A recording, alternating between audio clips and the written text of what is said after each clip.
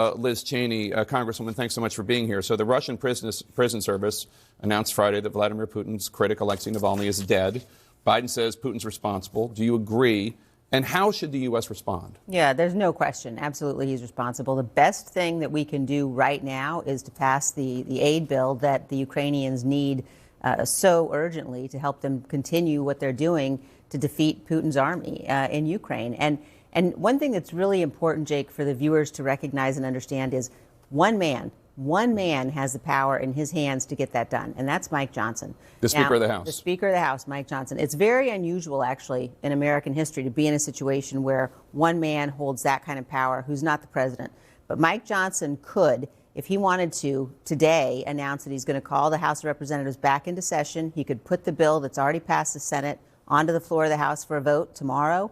Could be on Joe Biden's desk by tomorrow night, and the aid could be flowing to Ukraine. And Mike Johnson ought to search deep in his conscience, understanding exactly what's happening, the slaughter that's happening in Ukraine today, the extent to which the Ukrainians are on the front lines in this battle for freedom. And history will look back at this moment and ask, what did Mike Johnson do?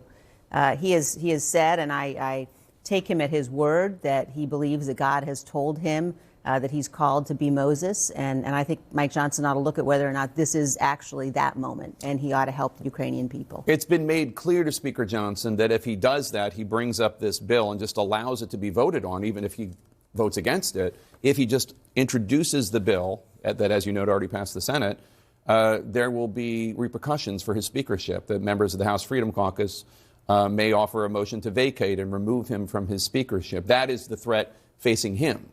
That's right. And what I would say to that is, he ought to understand that it is worth it if he has to lose his speakership in order to make sure that freedom survives, in order to make sure that the United States of America continues to play its leadership role in the world.